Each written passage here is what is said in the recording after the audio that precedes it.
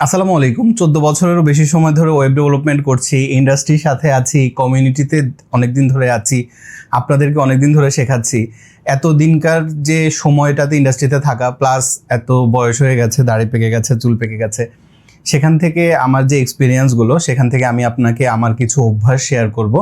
আমি আশা করি আপনি যদি আমার সাথে ভিডিওটা কন্টিনিউ করেন, আমাকে যারা ফলো করেন বেশিরভাগই অল্প বয়স, হয়তো মাত্র এসএসসি কমপ্লিট করেছে বা এইচএসসিতে আছে, বা কেউ কেউ হয়তো মাত্র অনার্সে আছে, কেউ কেউ আরও ছোট।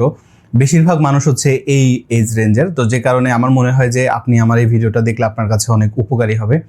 এবং অনেকে আমাকে বলে, ভাই আপনি করে কেন বলেন, তুমি করেই তো বলতে পারেন। আমার কাছে মনে হয় যে আমার যে বয়সে বড় হোক কিংবা ছোট হোক, আপনি করে বললে কখনো আমি ছোট হই না, বরঞ্চ আমি যার সাথে কথা বলি আপনি বলে, সে নিজে একটু বেশি ভালো ফিল করবে, কারণ তাকে আমি তুমি বলে ছোট করছি না। তো এটা ডিপেন্ড করে, যেমন আমার সামনে যখন কেউ থাকে তাকে আবার আমি তুমি করেই অনেক সময় বলি, কিন্তু ভিডিওতে সবসময় আপনি করেই বলি। যাই হোক, তো কফি খেতে খেতে আরেকটা কফি টক, যেখানে আমি আমার অভ্যাসগুলো নিয়ে আপনার সাথে কথা বলবো। আমি আশা করবো ভিডিওটা আপনি আমার সাথে দেখবেন। আপনার হাতে যদি কিছুটা সময় থাকে এই ভিডিওটা দেখতে পারেন, যদি সময় না থাকে অন্তত সেভ করে রাখেন, পরেও দেখবেন। কারণ এই ভিডিওটা যদি আপনি আমার সাথে কমপ্লিট করেন, আমি বিশ্বাস করি আপনি লাইফের যে স্টেজেই থাকেন না কেন, কিছু না কিছু আপনার লাইফে যুক্ত করবার মতো অপশান আপনি অবশ্যই পাবেন। তো চলেন শুরু করি। নাম্বার 1, মোটিভেশন না, আইডেন্টিটিটা বদলান। আমাদের মধ্যে বেশিরভাগ মানুষ বলে কি, আমি ওয়েব ডেভেলপার হতে চাই, আমি প্রোডাক্টিভ হতে চাই, আমি ভিডিও এডিটিং শিখতে চাই, আমি ভালো মানুষ হতে চাই। বা আপনারা যারা স্টুডেন্ট আছেন, আপনারা মনে করেন কি, আমি এসএসসিতে ভালো পরীক্ষা দিতে চাই, বা ইন্টারমিডিয়েটের এখন পরীক্ষা চলছে, আমি এখানে একটা জিপিএ 5 পেতে চাই, বা আমি ডাক্তারি পড়তে চাই, ইঞ্জিনিয়ার হতে চাই। আমাদের বেশিরভাগ মানুষের চিন্তা ভাবনাটা হচ্ছে এরকম, আমি কিছু একটা হতে চাই। এবং এটা হবার জন্য আমাদের মোটিভেশনটা অনেক বেশি দরকার হয়। যে সকালে ঘুম থেকে উঠে তারপরে আমি শুরু করব, বা বিকেলবেলা আমি খেলাধুলা বাদ দিয়ে দিব, ফুটবল দেখবো না, এখন ফুটবল বিশ্বকাপ যেহেতু চলছে, আমি এমনিতেই ফুটবল খেলা দেখি না, মানে কোনো খেলাই আমি সেভাবে দেখি না আর কি। যাই হোক, অনেকেই আছেন যাদের এটা খুবই বলবো যে ডাই হার্ড ফ্যান, হ্যাঁ, ক্রিকেটের, ফুটবলের, বা নতুন মুভি রিলিজ হলে মুভি দেখা। তো এগুলো আমি বাদ দিয়ে আমি জাস্ট আমার ক্যারিয়ারে ফোকাস করব, আমি আমার পড়াশোনায় ফোকাস করব, আমি একটা ভালো প্রোডাক্টিভ মানুষ হব। আমাদের বেশিরভাগ মানুষের চিন্তা ভাবনাটা থাকে এরকম। এই জায়গাটাতে আমি হচ্ছে যখন প্রথমবার অ্যাটমিক হ্যাবিটস পড়েছিলাম জেমস ক্লিয়ারের, তো সেখানে আমি প্রথমে জিনিসটা শিখেছি যে আইডেন্টিটিটা বদলানোটা অনেক ইম্পর্টেন্ট। আমি ফুটবল খেলবো না বা আমি ফুটবল খেলা দেখবো না, এটা বলতে গেলে আপনার মোটিভেশন লাগবে। কিন্তু আপনি যখন বলবেন আমি ফুটবল খেলি না বা আমি ফুটবল খেলা দেখি না, সেখানে হচ্ছে যে এটা আপনার আইডেন্টিটির সাথে কানেক্ট হয়ে যায়। যেমন অনেকে আছে কফি খেতে গেলে বলে যে আমি কফিতে চিনি খাই না, হ্যাঁ, যেমন আমি কফি খাচ্ছি, অনেকে বলবে যে আমি কফিতে চিনি খাই না, আমি আমেরিকানোটা বেশি পছন্দ করি। এটা হচ্ছে আপনার আইডেন্টিটি। কিন্তু আপনি যখন বলেন যে কফিতে চিনি খেলে শরীরের জন্য খারাপ, আমি চিনিটা অ্যাভয়েড করে চলি, এটা হচ্ছে আপনার মোটিভেশন। দুইটার মধ্যে পার্থক্য আছে। এক, আমি খাই না, আরেকটা হচ্ছে আমি করতে চাই, এরকম। তো যে কোনো কিছু যখন আপনি আপনার লাইফে ইনক্লুড করতে চাইবেন, আপনি সেটা আপনার আইডেন্টিটির সাথে কানেক্ট করে ফেলেন। যেমন আপনি এসএসসিতে ভালো রেজাল্ট করতে চান, আপনি এরকম বলতে পারেন, আমি একটা ভালো স্টুডেন্ট, এবং no matter what is your current circumstances, আপনি হতে পারে ভালো রেজাল্ট করতে পারছেন না, হতে পারে আপনি পড়ার পরে পড়াটা মনে রাখতে পারছেন না, হতে পারে সহজ বিষয়গুলো আপনার আশেপাশে আপনার বন্ধুদের কাছে যেটা অনেক বেশি সহজ, সেটা আপনার কাছে অনেক বেশি দুর্বোধ্য লাগে। কিন্তু আপনি নিজেকে এটা বলেন, আমি ভালো স্টুডেন্ট, আমি পরিশ্রম করতে পারি, এবং আমি আমার পরিশ্রম দিয়ে, আমার যে অধ্যাবসায় আছে সেটা দিয়ে বারবার প্র্যাকটিস করে আমি আমার রেজাল্টটা ভালো করতে চাই। এটা হবে আপনার আইডেন্টিটি। আমার উদাহরণটা যদি দেই, আমার এসএসসিতে 3.94, ইন্টারমিডিয়েটে 3.80, অনার্সের ফার্স্ট ইয়ারে 36% মার্কস, সেকেন্ড ইয়ারে 34% মার্কস। সেই মানুষটা আমি অনার্স থার্ড ইয়ারে যাবার পরে আমার রেজাল্ট হচ্ছে 72% মার্কস, এবং ফিজিক্সে অনার্স। আপনি জাস্ট ইমাজিন করেন, বেশিরভাগ মানুষজন কি করে, ফার্স্ট ইয়ার সেকেন্ড ইয়ারের রেজাল্ট দিয়ে থার্ড ইয়ার ফোর্থ ইয়ারে ফার্স্ট ক্লাস ওঠায়, আর আমার ক্ষেত্রে হয়েছে উল্টা। তো এই যে একটা আপনি চিন্তা করতে পারেন, 3.94, 3.80, 36% মার্কস, 44% মার্কস, হুট করে সেটা কিভাবে এত ভালো রেজাল্ট হলো? এটা আপনার মাথায় প্রশ্ন আসতে পারে। ওই যে আইডেন্টিটি শিফট, আমি হুট করে ডিসিশন নিয়েছি যে না, আমি পড়াশোনা করব এবং আমি ভালো রেজাল্ট করব। এটা কিভাবে হয়েছে? আমার অনার্স সেকেন্ড ইয়ারে একটা সাবজেক্ট ছিল অপটিক্যাল ফিজিক্স, তো সেটার আগে পর্যন্ত আমি সেভাবে পড়াশোনার ব্যাপারে সিরিয়াস ছিলাম না। তো অপটিক্যাল ফিজিক্স পরীক্ষার আগের দিন হুট করে, মানে 3-4 দিন আগে, আমার হঠাৎ করে মনে হয়েছে যে পড়াশোনার ব্যাপারে একটু সিরিয়াস হওয়া উচিত। একটা সাবজেক্ট একটু পড়ি, একেবারে পড়া ছাড়া পরীক্ষা দিতে যাই, খুবই খারাপ অবস্থা। তো ওই সময় আমি একটু রিসার্চ করে দেখলাম যে 3টা চ্যাপ্টার থেকে 60 মার্কের প্রশ্ন আসে। মানে আমাদের সেই সময় হতো 8টা প্রশ্ন আসতো, 8টার মধ্যে থেকে আপনাকে 5টা দিতে হতো। একটা প্রশ্নের মধ্যে আবার 3টা সাব কোশ্চেন থাকে, মানে একটা কোশ্চেনের আন্ডারে 3টা কোশ্চেন এরকম করে থাকে। তো আমি দেখলাম যে ঘুরে ফিরে ওই 3টা চ্যাপ্টার থেকে প্রতি বছর প্রশ্ন আসে। তা আমি ওই 3টা চ্যাপ্টার খুব ভালো করে পড়ে যাই। পরীক্ষা দিতে যাবার পরে দেখি ওই 3টা চ্যাপ্টার হুবহু আমার কমন, এবং আমি 60 আনসার করে আসি। রেজাল্টের পরে দেখি আমি 58 পেয়েছি। হ্যাঁ, এবং ওই সেম ইয়ারেই, মানে সেকেন্ড ইয়ারেই আমি হচ্ছে ম্যাথমেটিক্যাল ফিজিক্সেও আমি ওই সেম হিসেব করে যাই, কিন্তু সেখানে যেহেতু 50 মার্কের পরীক্ষা হতো, আমাদের ওই কোর্সটাই 50 মার্কের, তো সেখানে আমি হচ্ছে 4টা চ্যাপ্টার পড়ে যাই এবং 4টা চ্যাপ্টারই আমার হুবহু কমন পড়ে। আমি সেখানেও 40 আনসার করে 35, 36 এরকম একটা নাম্বার 36 পেয়েছিলাম। তো এই যে 2টা সাবজেক্টে অনেক ভালো নাম্বার, দেখেন আমি 60 আনসার করে 58, 40 আনসার করে 36, এই নাম্বারটা পাওয়ার পরে আমার মনে হয়েছে যে না, আমি পারবো। আমার মধ্যে কনফিডেন্সটা আসে এবং এরপর থার্ড ইয়ারে গিয়ে আমি অনেক সিরিয়াসলি পড়াশোনা করা শুরু করি। ঢাকা ইউনিভার্সিটির এক স্যারের কাছেও পড়তাম সে সময়। তো এবং আমার একটা ভালো ফ্রেন্ড সার্কেলের সাথে ওই সময় আমি কানেক্ট হই। ওই যে আইডেন্টিটি, ওরা সবাই খুব ভালো, ওরা সবাই ফার্স্ট ক্লাস পাওয়া, কিন্তু তাদের সাথে আমি যখন মিশতাম আমি কখনো ভাবতাম না যে আমি থার্ড ক্লাস পাওয়া একটা স্টুডেন্ট। আমি ভালো স্টুডেন্ট, আমি ওদের সমান পারি না, আমি এটা জানতাম। কিন্তু আমি কি জানতাম যে আমি পরিশ্রম করতে পারি, যেটা তাদের অনেকেই করতে পারে না। তারা হচ্ছে যে আমার সাথে একজন আছে যে সারা বছর পড়াশোনা করবে না, টেস্ট পরীক্ষার পরে 25-26 দিনে পুরো বই মুখস্থ করে যায়, পরীক্ষা দিবে এবং ন্যাশনাল ইউনিভার্সিটিতে সে ফার্স্ট, সেকেন্ড, থার্ডের মধ্যে সিরিয়ালে থাকে। এরকম একটা অবস্থা, আর যেখানে আমি সারা বছর পড়তে পারি। তো তাদের সাথে আমার যে আনফেয়ার অ্যাডভান্টেজ সেটা হচ্ছে যে আমি কন্টিনিউয়াসলি পরিশ্রম করতে পারি, কষ্ট করে আমি পড়তে পারি। এই যে আমি আমার আইডেন্টিটিটা পরিবর্তন করে নিয়েছি, আমি ভালো স্টুডেন্ট, আমি পরিশ্রম করতে পারি, আমি চেষ্টা করলে পারবো। এই অভ্যাসগুলো, এই চিন্তাগুলোর কারণে সময়ের সাথে সাথে দেখা গেছে যে আমি থার্ড ইয়ারে ভালো রেজাল্ট করেছি, ফোর্থ ইয়ারে মাস্টার্সে, এবং আমি যখন মাস্টার্সে পরে আইসিটিতে আবার একটা মাস্টার্স করি, সেখানে 4 আউট অফ 4 পেয়েছি। তো এটা কি এমনি হয়েছে? এমনি হয়নি। এটা হয়েছে কিভাবে? আমি কন্টিনিউয়াসলি পরিশ্রম করে গেছি। আবার আমি যখন ফ্রিল্যান্সিং শুরু করি, আমি জানতাম না আমি কি নিয়ে ফ্রিল্যান্সিং করব, কিন্তু আমি শুরু করি। শুরু করবার পরে আমি একটা জিনিস জানতাম যে আমি কনসিস্টেন্ট, আমি পরিশ্রম করতে পারবো। এবং ওই যে ফাইবারে ভালো করবার জন্য, আপওয়ার্কে ভালো করবার জন্য যা যা করা লাগবে সেটা আমি করতে পারবো। যা যা করার মধ্যে কি পড়ে? যতটুকু সম্ভব অ্যাক্টিভ থাকেন, মোবাইল ডেটা দিয়ে মোবাইল থেকেও অ্যাক্টিভ থাকেন, একটু পরে পরে অ্যাপ রিফ্রেশ দিবেন যাতে করে আপনি অল টাইম অনলাইনে থাকতে পারেন। আপনার প্রোফাইল অপটিমাইজ করেন। এরপরে হচ্ছে যে প্রোফাইলে ভিডিও দিলে ভালো হবে, আমি ভিডিওতে ভালো না, আমি কথা বলতে পারি না, আমার ইংরেজির অবস্থা খুবই খারাপ, তো তাহলে আমার ইংরেজি ইমপ্রুভ করতে হবে। এরপরে ফাইবারের গিগ বানাতে হবে, গিগের মধ্যে আপনার হচ্ছে যে কাভার ফটো সেটা সুন্দর হতে হবে। এই জন্য আমি গিগের ইমেজ চেঞ্জ করতাম এবং নতুন নতুন ডিজাইন ট্রাই করতাম যে এই কালারটা দিলে কি আমার অর্ডার বাড়ে, নাকি এই কালারটা দেওয়ার কারণে ইমপ্রেশন কমে যাচ্ছে, গিগের ইমপ্রেশনটা ইম্পর্টেন্ট, ইমপ্রেশন বাড়ছে না কমছে, এগুলো নিয়ে আমি অ্যানালাইসিস করতাম। এবং আমি ওই যে ডেটা নিয়ে কাজ করতে পারতাম যে আমি এই কালারটা, ধরেন আমি ফাইবারের একটা গিগ বানিয়েছি, গিগ বানানোর পরে আমি দেখলাম যে গিগে ইমপ্রেশন কমে গেছে, তার মানে আমি হয়তো এখানে কিছু একটা ভুল করেছি, কিন্তু আমার চোখে কোনো ভুল পড়ছে না। তখন আমি হচ্ছে কালারটা হয়তো একটু চেঞ্জ করে দিয়েছি। আগে হয়তো সেটা ব্লু ছিল, সেটাকে একটু ডার্ক ধরেন পার্পল করে দিলাম, বা পার্পল থেকে আমি হয়তো এটাকে একটু চেঞ্জ করে হালকা একটু ব্লুইশ করে দিলাম, এরকম মানে কালার একটু টুইক করলাম। বা ফন্টটা হয়তো আগে মনসেরাত ছিল, সেটাকে পপিন্স করে দিয়েছি। দুইটা ফন্ট খুব কাছাকাছি এবং আপনাকে অনেক সময় আইডেন্টিফাই করা একটু টাফ যদি আপনি কালার নিয়ে ফন্ট নিয়ে কাজ না করেন। তো আমি এরকম ফন্ট চেঞ্জ করে করে আমি কালার চেঞ্জ করে দেখতাম যে কি চেঞ্জ করলে কি হচ্ছে, এবং সেগুলোর ডেটা ধরে ধরে আমি সেটার উপর যখন দেখলাম যে হ্যাঁ এটা আমার উইনিং ফর্মুলা, এভাবে ডিজাইন করলে গিগে ইমপ্রেশন বেশি হয়, এরপরে আমি সেমভাবে কাজ করতাম। কিন্তু ওই যে এক্সপিরিয়েন্স, এই কাজগুলো করবার কারণে কি হয়েছে, অল্প সময়ের মধ্যে আমি ফাইবারে টপ রেটেড হয়েছি, লেভেল 2 হয়েছি, আপওয়ার্কে টপ রেটেড হয়েছি। তারপরে পরবর্তী আমার ক্যারিয়ারটা এত দূর পর্যন্ত এসছে, যেটার একটা বড় কারণ হচ্ছে ওই যে আমি অ্যানালাইসিস করেছি এবং আমি জানতাম যে আমি পরিশ্রম করতে পারি। তো আপনি লাইফে যেটাই করতে চান না কেন, মোটিভেশনের উপরে ডিপেন্ডেন্ট না থেকে আইডেন্টিটিটা বদলান। এটা পরবর্তীতে আমি সে সময় জানি না ন্যাচারালি হয়তো হয়েছে, কিন্তু পরে আমি যখন অ্যাটমিক হ্যাবিটস পড়েছি তখন আমার কাছে মনে হয়েছে যে সেখানে খুব সুন্দর করে এটা বলেছে যে আপনার আইডেন্টিটিটা আপনি যদি বদলাতে পারেন, এটা আপনার লাইফের জন্য একটা লাইফ সেভিং মোমেন্ট। নাম্বার 2, যখনই আপনি কোনো একটা ডিসিশন নেন সেখানে কিন্তু আপনার একটা কস্ট আছে, এটাকে বলে অপরচুনিটি কস্ট। যেমন ধরেন এই সময়ে আমি চাইলে নতুন একটা কিছু শিখতে পারতাম, অথবা এই সময় আমি চাইলে বাচ্চাদেরকে সময় দিতে পারতাম, এই সময় আমি চাইলে বন্ধুদের সাথে আড্ডা দিতে পারতাম, এই সময় আমি চাইলে আরো অনেক কিছু করতে পারতাম। কিন্তু আমি সব কিছুকে না বলে কি করছি, আপনার সাথে বসে বসে কফি খাচ্ছি আর গল্প করছি। সব সময় এটাই সত্যি। আপনি যখন ফুটবল খেলা দেখেন, তখনও আপনার পড়া থাকে, আপনার ফ্যামিলিকে টাইম দেওয়া থাকে, আপনার বন্ধুবান্ধবের সাথে আড্ডা দেওয়া থাকে, অনেক কিছু থাকে। সব কিছু মানা করে আপনি ফুটবল খেলা দেখছেন। আপনি যখন আপনার ফ্যামিলিকে টাইম দিচ্ছেন তখন ক্লায়েন্ট হয়তো আপনার জন্য একটা কাজ পেন্ডিং করে রেখেছেন, আপনি ক্লায়েন্টের। আপনার ঘুমকে আপনি হয়তো বাদ দিচ্ছেন, আপনি হয়তো আপনার পছন্দের খেলাটা খেলছেন না, আপনার ফ্রেন্ড আপনাকে বারবার কল দিচ্ছে, আপনি সেটা ধরছেন না। কেন? আপনি আপনার ফ্যামিলিকে টাইম দিচ্ছেন।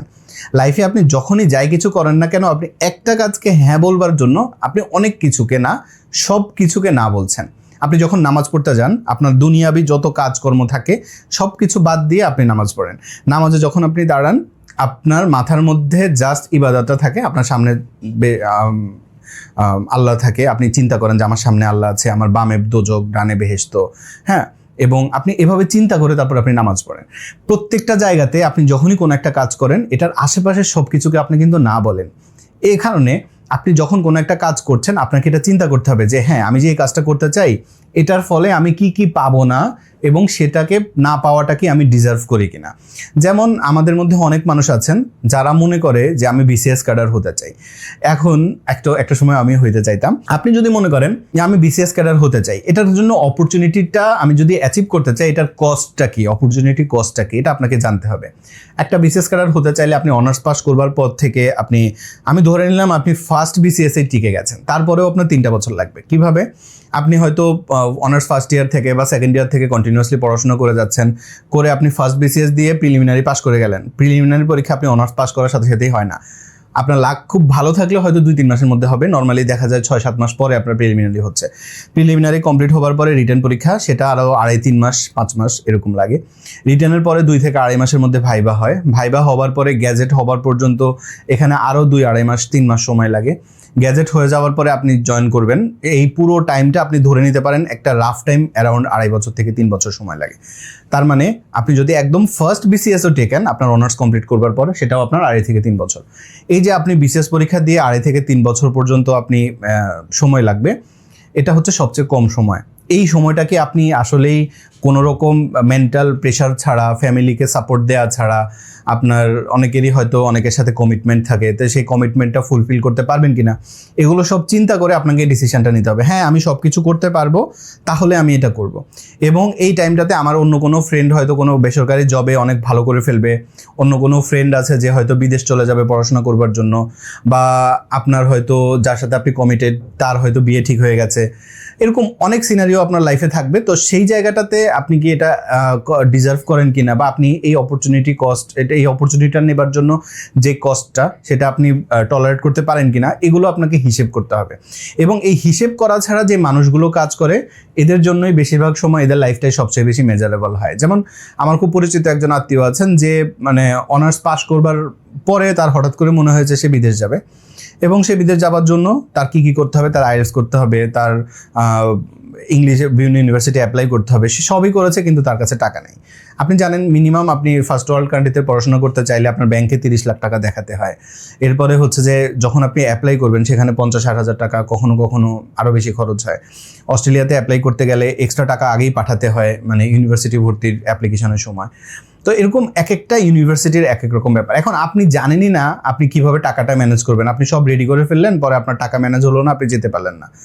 এখন আপনি যদি বলেন আমার আত্মীয় স্বজন ভালো না, আমার আশপাশের মানুষজন আমার ব্যাপারে কেয়ারিং না, এটা কিন্তু ভুল।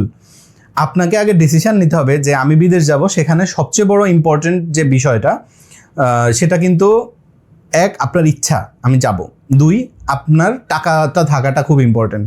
টাকা থাকলে আপনি আইএলটিএস করেন, আরও অনেক কিছু করেন, তখন আপনার কাছে মেন্টালি আপনি অনেক পিস থাকবেন যে হ্যাঁ আমার টাকা আছে, আমি এখন সেখানে যেতে পারবো। আপনার টাকা নেই, আপনি আইএলটিএস করলেন, কী লাভ হলো, তাই না? তো এই যে জিনিসটা আমরা অনেক সময় এটা বোঝার চেষ্টা করি না, এবং এই অপরচুনিটি কস্টটা কিন্তু সব কিছুর ক্ষেত্রে প্রযোজ্য। এই যে আপনি এই মুহূর্তে কিন্তু চাইলে কোনো একটা মুভি দেখতে পারতেন, বা কোনো একটা মুভির এক্সপ্লেনেশন দেখতে পারতেন, ফুটবল খেলার কোনো একটা অ্যানালাইসিস আপনি দেখতে পারতেন এই সময়টাতে, যেগুলো খুব ট্রেন্ডিং। বা আপনি এই সময় চাইলে আপনার পড়াশোনা করতে পারতেন, আপনি নতুন একটা প্রোগ্রামিং ল্যাঙ্গুয়েজ শিখছেন, বা কোনো একটা কাজ আপনার কাজ করছেন না, সেটা নিয়ে আপনি প্র্যাকটিস করতে পারতেন। আপনি হয়তো খেলাধুলা করতে পারতেন, আপনি অনেক কিছু করতে পারতেন। আপনি সব কিছু বাদ দিয়ে আপনি আমার এই কথাগুলো শুনছেন। এই যে এটা আপনি কেন করছেন? আপনি হয়তো ভাবছেন যে আলী ভাইয়ের কথাগুলো শুনলে সেটা আমার লাইফে কোনো না কোনোভাবে হয়তো ইমপ্রুভমেন্ট আনবে, অথবা আপনি একটা নাটক যখন দেখতে বসেন, আপনি অন্য সব কিছু বাদ দিয়ে একটা নাটক দেখেন। আপনি কেন দেখেন? আপনি ভাবেন যে নাটকটা দেখলে আমার যে এখনকার ফ্রাস্ট্রেশন আছে সেটা হয়তো কমে যাবে, অথবা এটা আমাকে একটু এনকারেজ করবে, একটু এন্টারটেইন করবে, এই কারণে আপনি দেখেন, তাই না?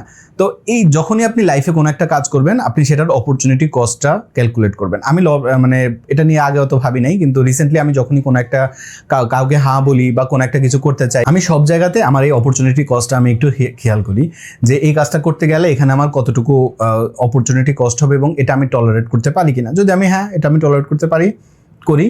যদি আমি দেখি যে না, এটা টলারেট করা আমার দ্বারা সম্ভব না, তাহলে করি না। তো আপনাকেও আমি রিকমেন্ড করবো, আপনি আপনার লাইফে যাই করতে চান না কেন, আপনার অপরচুনিটি কস্টটা হিসেব করে তারপর আপনি কাজটা করতে যান। নাম্বার 3, পারফেক্ট টাইম বলে কিছু নাই। আমাদের মধ্যে অনেকেই আছেন যারা পারফেক্ট টাইমের জন্য অপেক্ষা করেন। এটারও একটা এক্সাম্পল দেই। আমার পরিচিত একজন আছেন, উনি কম্পিউটার নিয়ে অনেক বেশি এক্সাইটেড এবং কম্পিউটারের যে কোনো পার্টসের ব্যাপারে উনি অনেক ভালো জানেন, ইনস অ্যান্ড আউটস সব জানেন। ওনার প্রায় 5 বছর আগ থেকে ওনার সাথে আমার যতবার কথা হয়, যেহেতু কন্টেন্ট বানাই, যে কারণে অনেকের সাথে দেখা হলেই কন্টেন্ট মানে যার যে বিষয়ে ইন্টারেস্ট সে সেই বিষয়ে কথা বলতে চায়। তো উনি ওনার সাথে কথা হলেই বলে যে মামা এখনই শুরু করব, আমার ভিডিও বানানোর খুব শখ, কোন ক্যামেরাও কিনবো, কোন লাইট কিনবো, কোন মাইক্রোফোন কিনবো, হ্যাঁ, তারপরে হচ্ছে যে স্টুডিও কিভাবে সেট আপ করবো, মানে এইসব নিয়ে তার মাথায় সবসময় কথাবার্তা চলতে থাকে এবং সে সবসময় আইডিয়া নেয়, সাজেশন নেয়, কোন লাইট ব্যবহার করলে ভালো হবে, কোন মাইক্রোফোনটা ব্যবহার করলে ভালো হবে। এগুলো নিয়ে তার মাথায় সবসময় ব্যাপার থাকে এবং সে বলে আগামী মাসে শুরু করব, কয়েকদিনের মধ্যে শুরু করব। এবং আমি সবসময় তাকে যে সাজেশনটা দিই সেটা হচ্ছে, দেখেন মামা, পারফেক্ট টাইম বলতে কিছু নাই। হ্যাঁ, আপনাকে এখনই শুরু করতে হবে। আপনার হাতে এখন যেটুকু রিসোর্স আছে সেটা দিয়েই শুরু করেন। এই যে আমি আপনাকে একটা মাইক দেখাই, এটা হচ্ছে র্যাপো V800 বা এরকম সামথিং কিছু একটা, এই মাইকটা। এটা একটা USB মাইক। আমার ইউটিউব চ্যানেলের একদম প্রথম দিককার অনেকগুলো ভিডিও আমি হচ্ছে যে এই মাইকটা দিয়ে রেকর্ড করেছি, হ্যাঁ, মানে মাইক্রোফোন হিসাবে। এবং আপনি আমার পুরোনো ভিডিওগুলো দেখলে কিছু কিছু ভিডিওতে দেখবেন আমি এটা মাথার মধ্যে দিয়ে তারপরে ভিডিও করেছি। আমার কাছে তখন এটাই রিসোর্স ছিল। আমি ভিডিও রেকর্ড করার জন্য, মানে ফেস ক্যাম রেকর্ড করার জন্য আমার একটা আইফোন ছিল 5S। আইফোন ভেবে আবার ভাইবেন না অনেক দামি একটা কিছু হবে, সেটা আমি মনে হয় 20-22 হাজার টাকা দিয়ে কিনেছিলাম। তারও আগে আমার হ্যাঁ, ওইটার আগে আমার একটা অ্যান্ড্রয়েড ফোন ছিল, নোকিয়া 200 ফার্স্ট কিউ, মানে কোয়াড্রি কিবোর্ড। যাই হোক, ওইটা দিয়ে আমি ভিডিও বানাইনি, আমি ভিডিও বানিয়েছি ফার্স্ট আইফোন 5S দিয়ে। এরপরে আমার হচ্ছে স্যামসাং M31 দিয়ে আমি রেকর্ড করেছি অনেক ভিডিও। এরপর হচ্ছে পরবর্তীতে আমি হচ্ছে অন্য মোবাইল দিয়ে রেকর্ড করেছি। তো এই মোবাইলগুলো আপনি দেখেন, M31 খুব সম্ভবত 21-22 হাজার টাকা দাম, আইফোন 5S আমি কিনেছি 25-26 হাজার টাকা দিয়ে। এই ফোন দিয়ে আমি রেকর্ড করতাম এবং এরকম না, এখন যাও একটু লাইটিং আছে, তখন কিন্তু এরকমও না, হোম লাইটিং। এবং যখন দেখতাম যে বাসায় কারেন্ট নেই বা কিছু, তখন আমি ছাদে গিয়ে বা ওপেন স্পেসে রেকর্ড করতাম। আপনি আমার চ্যানেলে প্রচুর ভিডিও দেখবেন, আমার মেইন চ্যানেলে গেলে আলী হোসেন নামে, আগে যেটা প্রোকোডার বিডি নামে ছিল, সেখানে অনেক ভিডিও আপনি দেখবেন যে ভিডিওগুলো আমি হচ্ছে একদম ওপেন স্পেসে বসে রেকর্ড করেছি। অডিও অনেক ভালো না, ডিফল্ট ফোনের যে মাইক্রোফোন সেটা দিয়ে আমি রেকর্ড করেছি। এরপরে আমি পরবর্তীতে চিন্তা করেছি একটা ভিডিওর জন্য সবচেয়ে বেশি ইম্পর্টেন্ট হচ্ছে অডিও। এ কারণে আমি বয়া BYM1 নামে একটা মাইক আছে, 900-1000 টাকা 1200 টাকা দাম। আমি যখন কিনেছি তখন একটু বেশি ছিল, 1400-1500 টাকা। সেটা দিয়ে আমি রেকর্ড করেছি। ভিডিও বানানোর জন্য, কন্টেন্ট বানানোর জন্য আপনার ইকুইপমেন্ট খুব একটা ম্যাটার করে না। ডেফিনেটলি আপনি যখন একটু আপনার মনে হবে যে না, আমার ভিডিওতে রেসপন্স ভালো আসছে, আমি একটু কোয়ালিটি ইমপ্রুভ করতে চাই, পরবর্তীতে আপনি সেটা ইমপ্রুভ করার চেষ্টা করতে পারেন। ইনিশিয়ালি আপনার হার্ডওয়্যার কোনো ম্যাটার করে না, আপনার কন্টেন্ট, আপনি কি চিন্তা করছেন, আপনার থটস প্রসেসটা কি, সেটা আপনি কতটা শেয়ার করতে পারছেন, এটা বেশি ম্যাটার করে। এটা যে জাস্ট এই একটা জায়গায় প্রযোজ্য সেটা না। আপনি পড়াশোনা করে ভালো রেজাল্ট করতে চান, আপনি ভাবছেন ওয়ার্ল্ড কাপ শেষ হোক এরপর আমি পড়াশোনা শুরু করব। আপনি ভাবছেন আমি সামনে একটা সেমিনার আছে, সেমিনারে জয়েন করব, এরপরে আমি পড়াশোনা শুরু করব, কালকে থেকে পড়াশোনা শুরু করব, আজকে থেকে না কেন, এখন থেকে না কেন, এটা আপনি চিন্তা করেন। কখনো পারফেক্ট টাইমের জন্য অপেক্ষা করবেন না। এই ভিডিওটার ব্যাপারে আমি জাস্ট কফি বানাচ্ছিলাম, তো কফি বানাতে গিয়ে হুট করে মনে হলো এই ইনফরমেশনগুলো আপনাদের সাথে শেয়ার করা দরকার। তো এরপরে আমি হচ্ছে জাস্ট আমার ছোটো বোনকে বললাম যে আমাকে একটা কফি বানিয়ে দে, আমি ভিডিওটা বানাবো। তো এরপরে কি হয়েছে, আমি জাস্ট হচ্ছে যে চুলটা একটু ঠিক করে গেঞ্জিটা গায়ে দিয়ে এসে রেকর্ড করতে বসে গেছি। হ্যাঁ, আমি যদি চিন্তা করতাম যে এই টপিকে আমি পরে ভিডিও বানাবো, এই ভিডিওটা আর আসতোই না, আপনি এখন যে ভিডিওটা দেখছেন এটা হতোই না। কখনো পারফেক্ট টাইমের জন্য অপেক্ষা করবেন না। লাইফে যাই করতে চান না কেন, যখনই আপনার মনে হবে এটা আমার করা দরকার, আপনি নিজেকে জিজ্ঞেস করবেন আমি এখনই কেন করতে পারছি না, কি সমস্যা। যদি সমস্যা হয় যেটা খুবই মেজর একটা সমস্যা যেটার কারণে আপনি পারছেন না, যেমন ধরেন আপনি হয়তো এখন রাস্তায় আছেন কিন্তু আপনার মনে হয়েছে আপনি ওই টপিকটা শেষ করবেন, তো সেক্ষেত্রে আপনি হয়তো ওই টাইমে ওইটা শেষ করতে পারছেন না, আপনি বাসায় এসে তারপর শুরু করতে পারেন, এটা হতে পারে। কিন্তু কখনোই আমি কালকে করব, পরশু করব, এটার জন্য কখনো অপেক্ষা করেন না। এখন তো তাও এআই আছে, আপনি কোনো একটা কিছু শিখতে চাইলে, হ্যাঁ আমি এখন শ্রোডিঙ্গার মুক্তকণার জন্য শ্রোডিঙ্গার সমীকরণ শিখতে চাই, ফিজিক্সের একটা থিওরি, আপনি বাসায় গিয়ে পড়বেন, ঠিক আছে, আপনি হয়তো চ্যাটজিপিটিকে জিজ্ঞেস করতে পারেন, আপনি হয়তো কোথায় হ্যাভ টু হবে, কোথায় হ্যাজ টু হবে, কোথায় অ্যাবাউট টু হবে আপনি বুঝতে পারছেন না, বাসায় গিয়ে আপনি পড়বেন, আপনি চ্যাটজিপিটিকে জিজ্ঞেস করতে পারেন। এখন এই জায়গাগুলোতে আপনার জন্য আরও সহজ হয়ে গেছে, আপনি এখন ইনস্ট্যান্টলি চাইলে অনেক কিছু করতে পারেন। আপনার মাথায় হয়তো এখন একটা কন্টেন্টের আইডিয়া এসছে, আপনি একটা ভিডিও বানাতে চান, আপনি আপনার হাতে যে ফোন আছে আপনি যেখানে আছেন সেখানে বসে এটা রেকর্ড করেন, মানুষ হাসলে কি, মানুষ হাসবে এরপর ভুলে যাবে, আপনার কন্টেন্ট হয়ে গেল। আপনি একটা প্রবলেম সলভিং করতে চাচ্ছেন, আপনি হয়তো লিড কোডে অনেকদিন ধরে ট্রাই করে যাচ্ছেন, প্রবলেমটা সলভ করতে পারছেন না, আপনার মাথায় এখনই আইডিয়া এসছে, আপনি এখনই নোশনে নোট করে রাখেন, বাসায় গিয়ে আপনি অ্যাপ্লাই করলেন, আপনার হাতে ল্যাপটপ আছে, সাথে সাথে আপনি অ্যাপ্লাই করে দেখেন যে ওই কোডটা ঠিকভাবে কাজ করে কিনা। এখন তো আপনি মোবাইল থেকেও প্রবলেম সলভিংয়ের এই কাজগুলো করতে পারবেন। আবার আপনার ওয়েবসাইটের ওই জায়গাটাতে ইস্যু আপনি দেখেছেন, আপনি খাতায় নোট করে রাখেন যে আমার এইগুলো সলভ করতে হবে, এবং আপনি পরে বাসায় গিয়ে ওটা সলভ করেন, বা এখনই আপনি সলভ করতে বসেন। লাইফে যাই করতে চান না কেন, পরবর্তীতে না, কালকে করব, পরশু করব, এটা না, এখনই কেন না, এটা নিজেকে জিজ্ঞেস করেন, এবং যদি সম্ভব হয় এখনই চেষ্টা করেন, দেখবেন অনেক ভালো। ইভেন এখনও যদি আপনার মাথায় কোনো একটা আইডিয়া আসে, আমি ওইটা ইমপ্লিমেন্ট করতে চাই, ভিডিও বাদ দিয়ে দেন ভাই, সমস্যা নেই, আপনি যাই আপনার কাজ করেন। আর যদি মনে করেন যে ভিডিওটা আপনার জন্য হেল্পফুল, অবশ্যই একটা লাইক করতে পারেন। নাম্বার 4, এটা আরো ইম্পর্টেন্ট, আমাদের মধ্যে অনেক মানুষ আছে বলে কি আমি 1 বছরের মধ্যে একটা কিছু করব, অনেকেই আছে 6 মাসে ওয়েব ডেভেলপার হতে চায়, 3 মাসে কন্টেন্ট ক্রিয়েটর হতে চায়, 2 মাসে ডিজিটাল মার্কেটার হতে চায়, বা 1 মাসে ইংলিশে এক্সপার্ট হতে চায়। আপনার লাইফের গোলটাকে একটু ব্রড করার চেষ্টা করেন, যে কিভাবে আমি আমার লাইফের কোনো একটা গোল অ্যাচিভ করব, যে অ্যাচিভমেন্টটা আমার লাইফে লং টার্ম থাকবে। শর্ট টার্মে কোনো একটা কিছু করবার চেষ্টা করলে হ্যাঁ আপনার কিছুটা ইমপ্রুভমেন্ট হবে, আপনি কিছু করতে পারবেন, কিন্তু সেটা আপনার লাইফে খুব বেশি দিন থাকবে না। যে জিনিসটা ফাউন্ডেশন যত ভালো সেটা তত ভালো কাজ করে। একটা বিল্ডিং, এই আমাদের এই বিল্ডিংটাই বানানোর সময় প্রায় 1.5 বছর সময় লেগেছে খালি ফাউন্ডেশনটা রেডি করতে, কারণ এখানকার মাটিটা একটু উইয়ার্ড, তো ফাউন্ডেশনের জন্য এটা নিয়ে অনেক কাজ করতে হয়েছিল। ফাউন্ডেশনটা যখন ঠিক হয় এরপরে বিল্ডিং কিন্তু পরবর্তী 1.5 বছরের পুরো বিল্ডিংয়ে উঠে গেছে আর কি। সব কিছুতে তাই, আপনার ফাউন্ডেশনও, এই যে আমি আপনাকে বললাম না মাটিটা একটু উইয়ার্ড হওয়ার কারণে আমাদের ফাউন্ডেশন অনেক বেশি সময় লেগেছে। হতে পারে আপনি কোনো একটা কিছু একটু ট্রিকি জিনিস আপনার বুঝতে সময় লাগে, আপনি সহজে বুঝতে পারেন না, আপনার সময় বেশি লাগে, ডেফিনেটলি আপনার ফান্ডামেন্টালি আপনার টাইম বেশি লাগবে। কিন্তু আপনি যখন এটা নিয়ে কাজ করতে থাকবেন এবং আপনি যখন ফান্ডামেন্টালটা কমপ্লিট করে ফেলবেন, আপনি দেখবেন যে অন্য টপিকগুলো আপনি খুব সহজে খুব দ্রুত ক্যাচ করতে পারবেন। এ কারণে অনেকেই আছে ফান্ডামেন্টালি অনেক বেশি মনোযোগ দেয় না, ধুর বসে বসে ভ্যারিয়েবল শিখবো, লুপ শিখবো, সুইচ কেস শিখবো, আরে এখানে মেমোরাইজেশন শিখবো, আরে এটা এইভাবে কেন ওইভাবে কেন, এইগুলো বসে বসে শিখবো, এর থেকে আমি প্রজেক্ট বানাই। প্রজেক্ট বানাতে বানাতে কিছু কিছু জিনিস শেখা যায়, যেমন আপনি HTML CSS শেখেন, প্রজেক্ট বানাতে বানাতে শেখান, আপনার শেখা হয়ে যাবে। প্রোগ্রামিং ল্যাঙ্গুয়েজ শেখার ক্ষেত্রে আগে ফান্ডামেন্টালটা ভালো করে শিখতে হয়, তারপরে আপনি সেটা দিয়ে ছোট ছোট যখন প্রজেক্ট বানাতে যাবেন তখন আপনার কনসেপ্টটা অনেক দ্রুত ক্লিয়ার হবে। আপনি প্রোগ্রামিং ল্যাঙ্গুয়েজ শেখার পরে আপনি যখন সেটা দিয়ে কিছু প্রবলেম সলভ করতে চাবেন তখন আপনার ওইটার কনসেপ্টটা আরও ভালো ক্লিয়ার হবে। বাই দ্য ওয়ে, অনেকেই আছেন যারা মনে করেন AI এর কারণে এখন আর প্রোগ্রামিং বা ওয়েব ডেভেলপমেন্ট এগুলোর চাহিদা নাই, এটা খুবই ভুল একটা ধারণা। এই যে রিসেন্টলি AI ব্যবহার করে বড় বড় কোম্পানিগুলো বিভিন্ন বড় বড় অ্যাপ বানাচ্ছে, সেই অ্যাপে কী লেভেলের বাগ আসতেছে খেয়াল করছেন ডেফিনেটলি, এবং সেগুলো ডেফিনেটলি পরবর্তীতে কোনো একটা সিনিয়র ডেভেলপারই ফিক্স করে। তো এবং একটা সিনিয়র ডেভেলপার যখন AI-কে দিয়ে কোনো একটা প্রম্পট দেয় তখন সেখানকার যে আউটপুটটা থাকে, একটা নুব যে ভাইভ কোডিংয়ের মাধ্যমে কোনো একটা অ্যাপ বানায়, দুইটার মধ্যে কিন্তু অনেক পার্থক্য আছে। তো সেক্ষেত্রে এরকমটা ভাইবেন না, এবং আপনি যদি মনে করেন যে AI এর কারণে ক্যারিয়ারের ক্ষতি হবে বা AI দিয়ে এখন আর এগুলো শিখে লাভ নেই, এটা আপনার জন্য ভুল ধারণা।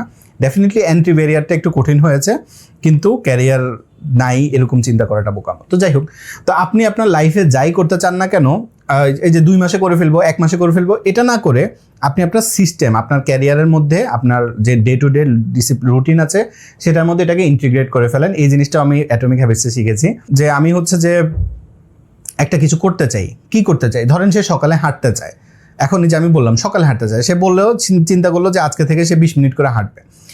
এটা কখন হাঁটবে? সকালে ঘুম থেকে ওঠার পর, বিকেলে একটা সময়, সে তার ডে টু ডে যে কাজ, সেই কাজের সাথে হাঁটাটাকে সে লিঙ্ক করে নিয়েছে। যেমন আমি হাঁটার অভ্যাসটা করেছিলাম যে আমি আসরের পর থেকে হাঁটা শুরু করব। আসরের নামাজ পড়তে মসজিদ যাব, হেঁটে মাগরিব পর্যন্ত হাঁটবো, বাসায় চলে আসবেন মাগরিব পরে। এটা হচ্ছে আমার হাঁটার টাইম। আমি কন্টেন্ট বানাবো কখন? সন্ধ্যার পরে। আমি কন্টেন্ট নিয়ে চিন্তা করব কখন? সাধারণত সকালবেলা। আবার আমার এমনও হয় যে হঠাৎ করে আমার মাথায় কোনো একটা আইডিয়া আসছে, আমি সেটা জাস্ট নোট করে রাখি, পরে আমি যখন কন্টেন্ট রিসার্চ করতে বসি সেটা আমি সকালবেলা করি।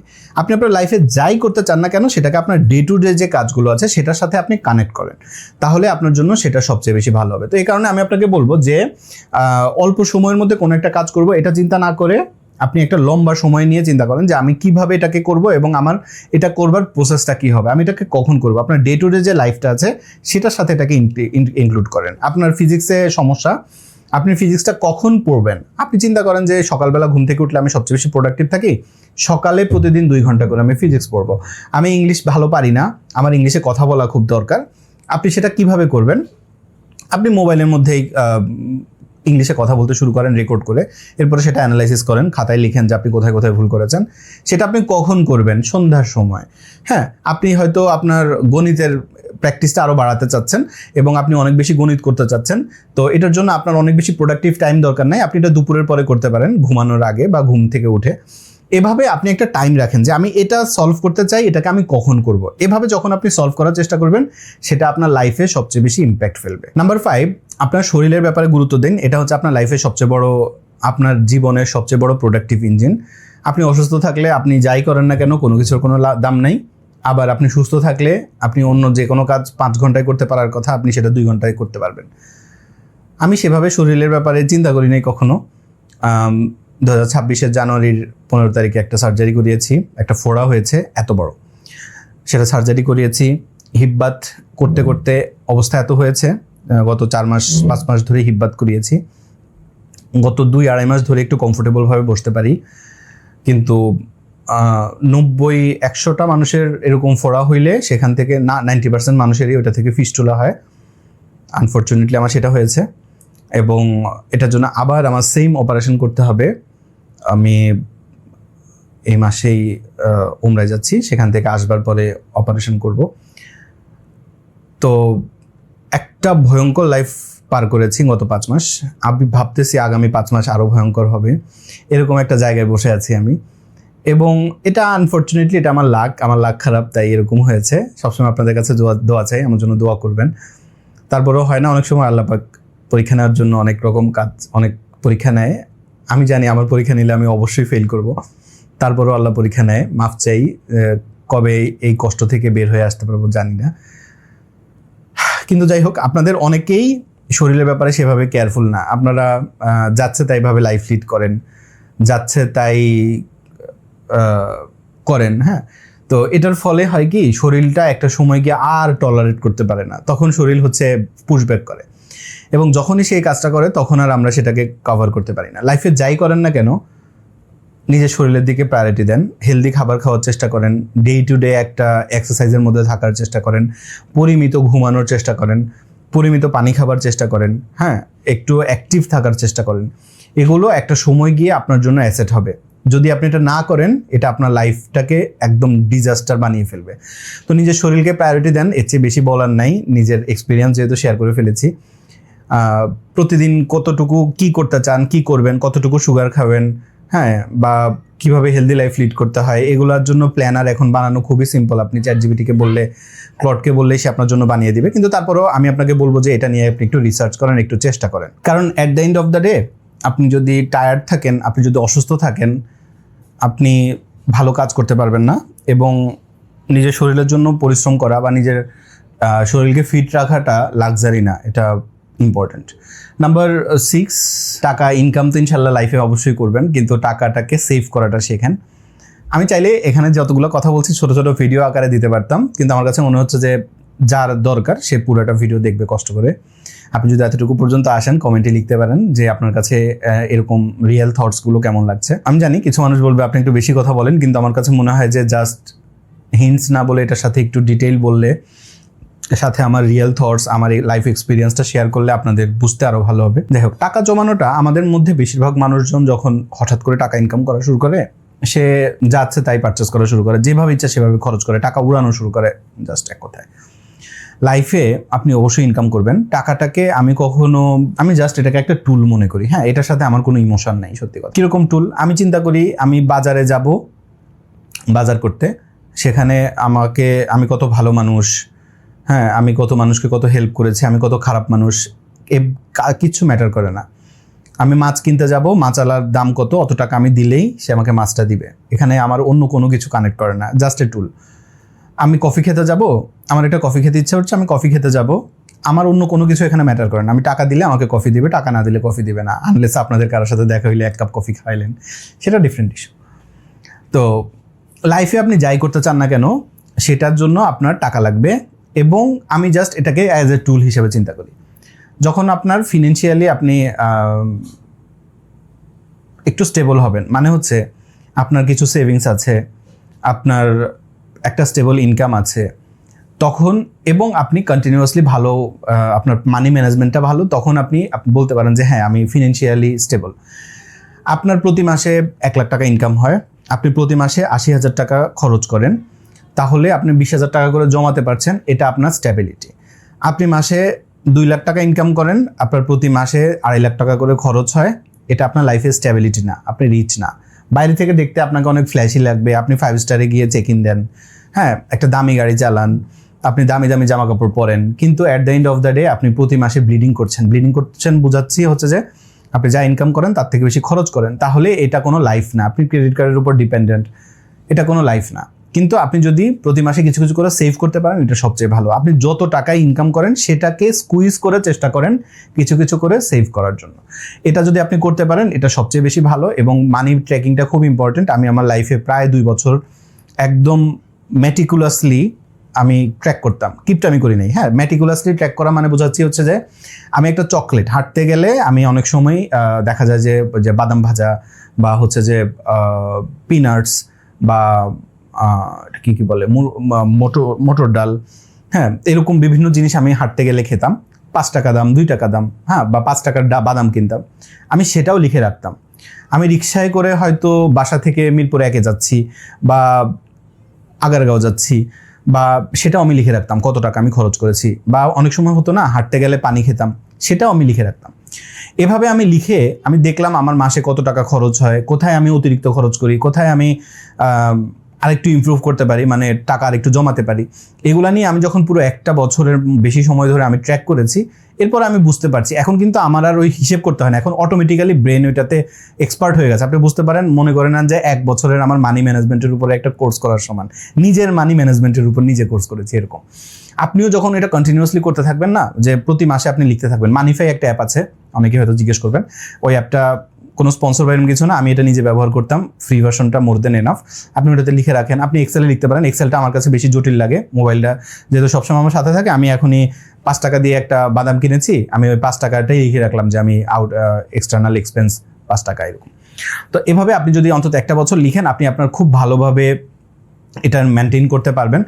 এবং আপনি যখন নিজের মানি ম্যানেজমেন্টটা ভালো করতে পারবেন, নিজে একটু সেভিং করতে পারবেন, দেখবেন আপনি নিজেই অনেক বেশি কনফিডেন্স ফিল করবেন। তো এখন আপনি হয়তো টিউশনি করাচ্ছেন, টিউশনির থেকেই কিছু টাকা করে একটু জমানোর চেষ্টা করেন। হ্যাঁ, এটা লাইফে খুব ইম্পর্টেন্ট এবং আমি মনে করি অবশ্যই এটাতে আপনার ফোকাস থাকা উচিত। নাম্বার 7, সবাইকে খুশি করার চেষ্টা করা বাদ দেন। আপনি আপনার লাইফে যাই করতে চান না কেন, কিছু মানুষ অনেক খুশি হবে, কিছু মানুষ খুশি হবে না। আপনি আপনার লাইফে যে ডিসিশনটাই নিচ্ছেন, যেমন আমি যখন প্রথম চিন্তা করেছি যে আমি বাংলায় কন্টেন্ট বানাবো, মানুষকে শেখাবো, আমার আশপাশের অনেক মানুষজন বলা শুরু করলো এই টিকটক করে, হ্যাঁ, এইসব। আমি অনেক সময় হতো যে আমি বাইরে কোথাও গেছি, যাবার পরে হঠাৎ করে আমার মাথায় কোনো একটা টপিক আসছে, আইডিয়া আসছে যে আমি এই টপিকে একটা ভিডিও বানাতে চাই। ভিডিওটা বানানোর সময় আশপাশের মানুষজন অনেক হাসাহাসি করেছে, এই টিকটক করতে যাচ্ছে, এই সেই। আমার কি আসে যায়? At the end of the day কিচ্ছু আসে যায় না। আমি যখন কম্পিউটারে কাজ করি, আমার আশপাশের মানুষজন বলে যে এই ছেলে কি করতেছে সারাদিন বসে বসে কম্পিউটারে, এবার বিসিএস দিবে, এই করবে সেই করবে, পড়াশোনা করবে। আমি যখন কোনো চাকরি বাকরির চিন্তা ভাবনা বাদ দিয়ে আমি যখন বলেছি আমি চাকরি বাকরি করবো না, আমি ফ্রিল্যান্সিংই করবো, রিমোট জবই করব, আমি সেদিনই 4K মনিটর কিনে নিয়ে আসছি। এবং আমার যাতে চোখে আরেকটু ভালো দেখতে পাই, জিনিসপত্র আরও ক্রিস্পি ক্লিয়ার দেখা যাবে, তাই অনেকে অনেক কথা বলেছে, আমার কি আসে যায়। যে একটা জামা কিনতে গেলে 1500-1600 টাকা দিয়ে ধরেন একটা জামা কিনলাম, এখন আমার মনে হয়েছে যে আমি এই জামাটা কিনবো, এটা আমি পরলে আমার কাছে কমফোর্টেবল লাগে। অনেকেই বলে যে এক কালারের জামা পরে এত টাকা দিয়ে কিনে হুদাই টাকা নষ্ট, আমার কাছে এটা কমফোর্টেবল লাগে। তাই লাইফে আপনি যাই করেন না কেন নিজের কাছে নিজের ইচ্ছাটাকে প্রায়োরিটি দিয়েন। হ্যাঁ, এখানে খুবই ইম্পর্টেন্ট সেটা হচ্ছে আপনি যদি খুবই অ্যারোগ্যান্ট থাকেন, যেমন আমার ভালো লাগে তাই আমি সিগারেট খাচ্ছি, আমার ভালো লাগে তাই আমি সারা রাত আড্ডা দিচ্ছি, আমার ভালো লাগে তাই আমি বন্ধুদের সাথে ঘুরতে যাচ্ছি, এটা কিন্তু লজিক্যাল না। কোনটা লজিক্যাল? আপনার লাইফে আপনি কোনো একটা কাজ করতে যাচ্ছেন যেটা আপনার জন্য ভালো, আপনি হিসেব করে দেখেছেন, আপনি চিন্তা ভাবনা করে একটা ডিসিশন নিয়েছেন যে এটা ভালো, এটা আপনি করতে যাচ্ছেন। এবার আশপাশের মানুষজন, সমাজ আপনাকে যাই বলুক না কেন কিচ্ছু আসে যায় না। হ্যাঁ, ওই যে বলে না যে রহিম সাহেবের ছেলে সবসময় ভালো স্টুডেন্ট, বা পাড়ার আপনার পাশের বাসার আত্মীয় সে অনেক ভালো, আপনি ভালো না, এই কম্প্যারিজন সারা জীবন চলতে থাকবে। আপনি যদি মনে করেন BMW কিনে নিয়ে আসেন, আপনাকে কেউ না কেউ বলবে আরে ও তো মার্সিডিজ চালায় লেটেস্ট মডেলের। এই যে কম্প্যারিজন এটা কন্টিনিউয়াসলি থাকবে। ইভেন আপনি লেটেস্ট মডেলের একটা মোবাইল ব্যবহার করলেও সেম মডেলের আরেকজন হয়তো পিঙ্ক কালার একটা ব্যবহার করে, আপনাকে বলবে ওর ফোনটা সুন্দর। লাইফে কম্প্যারিজন সারা জীবন থাকবে। তো মানুষকে হ্যাপি করানোর থেকে আপনার নিজের প্রায়োরিটিটাকে বেশি প্রাধান্য দেন, এবং এই প্রায়োরিটিটা আপনি হচ্ছে যে রেকলেসলি নিয়েন না। এটা আপনি বলবেন না যে আলী ভাই বলছে তাই যা ইচ্ছা তাই করবো না। আপনি চিন্তা করবেন যে এটা কি আমার জন্য গুড অর ব্যাড। এটা যদি আপনার জন্য গুড হয় তাহলে আশেপাশের মানুষের কথা শোনার দরকার নেই। হ্যাঁ, আপনার বাবা মার কাছে অবশ্যই আপনি কমিটেড থাকবেন, তাদেরকে আপনি বোঝাবেন যে দেখেন আমি এটা করতে চাই, আমি ডিসিশন নিয়েছি, আমি দেখেছি এটা আমার জন্য ভালো, আমি এটা করব। যেমন আমার ক্ষেত্রে আমার আব্বার খুব শখ ছিল যে আমি একটা গভর্নমেন্ট জব করব। আমি আমার আব্বাকে গিয়ে বুঝিয়েছি দেখেন আমার দ্বারা এটা সম্ভব না, আমি চেষ্টা করেছি, সর্বোচ্চ চেষ্টা করেছি, সেটা তারাও দেখেছে, আমি দেখেছি যে এটা আমার দ্বারা হবে না। এর চেয়ে আমার কোডিংয়ে অনেক বেশি প্যাশন, কোডিং করতে আমার অনেক বেশি ভালো লাগে, আমি এটাকে আমার ক্যারিয়ার হিসাবে দেখতে চাই। এবং আমি যখন তাদেরকে পুরোটা বুঝিয়ে বলেছি তারা কিন্তু আমাকে মানা করেনি। আমার ব্যাংকে চাকরি হওয়ার পরেও আমি যখন আমার বাবার সাথে এটা নিয়ে কথা বলেছি যে আমি এই চাকরিটা করতে চাই না, আমাকে এটা আমার দ্বারা হবে না, আমি করব না, যাতে তাদেরকে বুঝায় বলার পরে তারা কিন্তু আমাকে মানা করেনি। হ্যাঁ, ইভেন তখন আমি চাকরি ছেড়ে দেওয়ার পরে আমি প্রায় 2 বছর বেকার ছিলাম। তো আপনি যদি ওটা ওভাবে বুঝায় বলতে পারেন এটা অবশ্যই ইম্পর্টেন্ট। কিন্তু লাইফে আশেপাশের মানুষজন, আমাকে এখনও আমার সব পরিবারের, আমার আত্মীয় স্বজনের অনেক মানুষ আমাকে অনেক কথা শোনায়, বেশি বোঝে, এত ভালো চাকরি ছেড়ে দিচ্ছে এই সেই, এতদিনে তার 2টা বাড়ি হইতো, গাড়ি হইতো, আমার বাড়ি হইলো না, আমি উবারে চললাম, কি হইলো? কিন্তু মেন্টাল পিস মরা তো লাগবে, তাই না? তো এই যে জিনিসটা, মানুষকে খুশি করার চেষ্টা বাদ দিয়ে নিজের আত্মাকে, নিজেকে খুশি রাখার চেষ্টা করেন, এবং লাইফে যাই করেন না কেন ডিসিশন নেন যে এটা আমার জন্য ভালো নাকি খারাপ। যদি ভালো হয় সবাই চিন্তা বাদ দেন, নিজে এটা করেন। আপনি যদি মনে করেন এটা আমার জন্য ভালো না, তাইলে ওইটা করার দরকার নেই। যেমন আপনার মনে চাচ্ছে আমি বিদেশে পড়তে যাব, আপনার ফ্যামিলি ওইটা ডিজার্ভ করে, অ্যাফোর্ড করে, এবং আপনার ফ্যামিলি ওইটা আপনাকে সাপোর্টও করে যে ঠিক আছে তুমি যাও, বিদেশে যাও। এখন আপনি চিন্তা করছেন যে ওই লোক পছন্দ করবে না, আমি বিদেশে পড়াশোনা করতে যাচ্ছি, বা এগুলো নিয়ে চিন্তা করার কিছু নেই। আপনার লাইফে আপনার জন্য যেটা ভালো সেটা আপনি করেন, আশপাশের মানুষের কথা চিন্তা করেন না। একদম সিম্পল এবং শর্ট। নাম্বার 8 খুব ইম্পর্টেন্ট, এই জায়গাটাতে আমার আরও ইমপ্রুভের জায়গা আছে, ইমপ্রুভ করার দরকার আছে। সেটা হচ্ছে যে সাইলেন্টলি কাজ করুন। লাইফে যাই অ্যাচিভ করেন না কেন এটা সবাইকে বলার দরকার নেই। বদনজর, আমি জানি না আপনারা কয়জন বিশ্বাস করেন, আমার ক্ষেত্রে আমি হয়তো বিশ্বাস করি দেখে বা অন্য কোনো কারণে আমার সাথে এটা বেশি ঘটে। আমার পিসি কেনার পরে আমি ফেসবুকে পোস্ট দিয়েছিলাম যে নতুন পিসি কেনার 3 দিনের মাথায় মাদারবোর্ড পুড়ে গেছে। হ্যাঁ, আমার অনেক হয়েছে, আপনারা আমার চ্যানেলে প্রচুর আগে দেখতেন, আমি 6 মাস 1 বছর পরই আমার ডেস্ক সেটআপের আপডেট ভিডিও দিতাম। ডেস্ক সেটআপের ভিডিও দেওয়ার 2-3 দিন পরেই দেখা যেত আমার মাউস নষ্ট হয়ে গেছে, কিবোর্ড নষ্ট হয়ে গেছে, পিসিতে কোনো একটা সমস্যা, পিসি রান হচ্ছে না। হ্যাঁ, নতুন ল্যাপটপের ভিডিও আনবক্সিং ভিডিও পাবলিশ করার পরে কয়েকদিন পরে দেখি ওটার সমস্যা। আইফোন কেনার পরে ওইটার আনবক্সিং ভিডিও দেওয়ার পরে ওইটার প্রক্সিমিটি সেন্সর চলে গেছে, যাচ্ছে তাই অবস্থা। হ্যাঁ, ইভেন আমি আমার লাইফস্টাইলে অনেক কিছু আমি যখন একটু দেখাই কয়েকদিন পরে আমি অসুস্থ হয়ে যাই। এটা যে জাস্ট 1-2 বার ঘটেছে এরকম না, অসংখ্যবার। এই কারণে এখন আমি চিন্তা করছি যতটা সম্ভব মিনিমাল থাকার এবং মিনিমালিস্টিক ওয়েতে চেষ্টা করার। এখন থেকে আমার চিন্তা ভাবনা হচ্ছে যে আমার কি আছে না আছে ইট ডাজন্ট ম্যাটার, আমি জাস্ট আমার থটস শেয়ার করতে চাই। আপনার যদি মনে হয় যে এই লোকটার থেকে আমার থটস শেয়ার করা শোনা উচিত, শুনবেন। আমার কি আছে না আছে এটা জেনে যদি আপনি চিন্তা করেন শুনবেন, দরকার নেই। আমি আমার কোনো ভিডিওতে কখনো বলি না আমি কয় টাকা ইনকাম করি, আমি কোথায় জব করি, বলি নাই, কি দরকার। আপনার যদি মনে হয় যে আমি ওনার থেকে শুনতে চাই, শুনবো, ভাই অত টাকা ইনকাম করে তাই আমি শুনবো, এরকম চিন্তা করলে আমার কথা শোনা দরকার। এটা হচ্ছে আমার অনেক আগের থেকে লজিক। তবে হ্যাঁ, ম্যাটেরিয়ালিস্টিক অনেক জিনিসপত্র আমি বিভিন্ন সময় দেখিয়েছি, সামনে এটা আমি আরও কমিয়ে ফেলবো, কারণ আমার কাছে মনে হয় যে এত কিছু দেখানোর কিছু নেই। ইভেন আপনি আপনার লাইফের অ্যাচিভমেন্টগুলো যতটা সম্ভব নিজের কাছে রাখেন। হ্যাঁ, আপনার প্রফেশনাল অ্যাচিভমেন্টগুলো আপনার লিঙ্কডইনে শেয়ার করতেই হবে, আদারওয়াইজ আপনার ক্লায়েন্ট আপনাকে হয়তো ট্রাস্ট করবে না, বা আপনার নতুন জবে এটা আপনার জন্য একটা ইস্যু হতে পারে।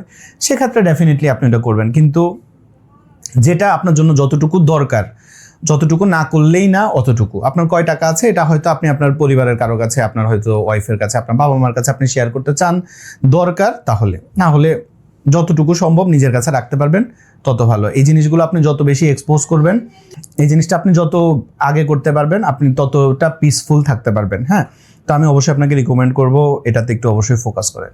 ভিডিওটা শেষ করব, ইতিমধ্যে অনেক বড় হয়ে গেছে আমি শিওর। লাস্ট যে ভিডিও সেটা হচ্ছে যে আপনাকে কখনো নিজেকে ছোট ভাববেন না। হ্যাঁ, আপনাকে ছোট ভাববেন না। আপনি যেই সিচুয়েশনেই থাকেন না কেন, এনি টাইম আপনি আপনার সিচুয়েশন পরিবর্তন করতে পারবেন। আমি স্কুলে থাকতেও কখনো ভাবি নাই, বা কলেজে পড়েছি, অনার্সে পড়েছি, আমি কখনো ভাবি নাই আমি এত মানুষের সামনে বসে কথা বলবো, আমি সেমিনারে স্পিচ দিব, বা ইন্টারন্যাশনালি এত ভালো ভালো কোম্পানিতে জব করব, বা এত মানুষের ভালোবাসা পাবো অ্যাটলিস্ট ইউটিউবে, যেটাও আমার কল্পনার বাইরে ছিল। কিন্তু ওই যে চেষ্টা করে গেছি, পরিশ্রম করে গেছি, এই পরিশ্রম আর এই চেষ্টা, আল্লাহ পাকের রহমত, আপনাদের ভালোবাসা আমাকে এতদূর পর্যন্ত এনেছে। আমি যদি আমাকে ওই ছোট যা ভাবতাম, আগের মতো ভাবতাম, তাহলে আমি কখনোই এতদূর আসতে পারতাম না। আমার আশপাশে মানুষজন বলে যে আলী অনেক বদলে গেছে, আলী এরকম, আলী সেরকম। কিন্তু ব্যাপারটা হচ্ছে এই যে নিজের উপরে বিশ্বাস রেখে, নিজেকে কখনো ছোট না ভেবে আপনি যদি কন্টিনিউয়াসলি নিজের জায়গাটা থেকে ইমপ্রুভ করার চেষ্টা করেন, সময় লাগবে কিন্তু আপনি পারবেন। আমি 19 সালে ইউটিউব শুরু করি, এখন 26 সাল, 5-6-7 বছর। এত বছরে 7 বছর ধরে কন্টিনিউয়াসলি ভিডিও বানানোর পরে আমার এখন যা সাবস্ক্রাইবার কাউন্ট বা যা, এটা এর চেয়ে আরও বেশি হতে পারতো, কিন্তু যতটুকু এসছে আলহামদুলিল্লাহ। কেন? কারণ হচ্ছে যে আমি মনে করি যে আমি এতটুকুরই যোগ্য। আপনি যতটুকুর জন্য যোগ্য হবেন আল্লাহ আপনাকে ততটুকুই দিবে। কখনো কখনো আপনি হয়তো অনেক বেশি ডিজার্ভ করেন, কিন্তু আল্লাহ চিন্তা করবে যে এর চেয়ে এটা ভালো, তাই ওটা দিবে না, সেটা অন্য হিসাব।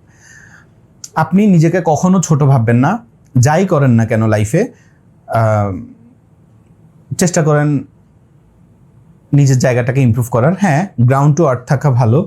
আপনি হয়তো একটু ভালো ইনকাম করা শুরু করেছেন, তাই বলে আগে আপনাকে যে কথা বলেছে, কথা শুনিয়েছে, তাকে যায় 2টা কথা শুনে আসবেন, এটা করার দরকার নেই। হ্যাঁ, প্রকৃতি এমনিতেই তাকে কথা শুনিয়ে দিবে। ভিডিও শেষ করব, আরেকটা এক্সপিরিয়েন্স শেয়ার করব নিজের। আমি গভর্নমেন্ট জব পাবার আগে বা জব পাওয়ার সময় অনেক মানুষের কাছে বিভিন্ন সময় গেছি যে আমার একটা চাকরির ব্যবস্থা করা যাবে কিনা বা কিছু। এবং আমি সবসময় একটা জিনিসে খুব চেষ্টা করে সৎ ছিলাম, সেটা হচ্ছে যে ঘুষ দিয়ে চাকরি নিব না, এই ব্যাপারটা আমি খুব ছিলাম। কারো কাছে ঘুষ দিব বা ঘুষ দেওয়ার জন্য লবিং খোঁজা, এটা আমি কখনোই করিনি। তো অনেক সময় অনেকের কাছে গেছি, দরকার নাই, মানে বললে তা সে নিজে একটু ছোট হবে, বলে নেই। হ্যাঁ, কিন্তু এখন আমি যতটুকু এসেছি, অনেক সময় জিজ্ঞেস করে ও কি করে, কিভাবে হয়, এবং মনের মধ্যে যেন একটু পোড়ায় মনে হয় যেন শুনলে। তার মানে এই না যে এখন আমি তার সাথে দেখা করতে গেলে অনেক কথা শুনে দিয়ে আসি।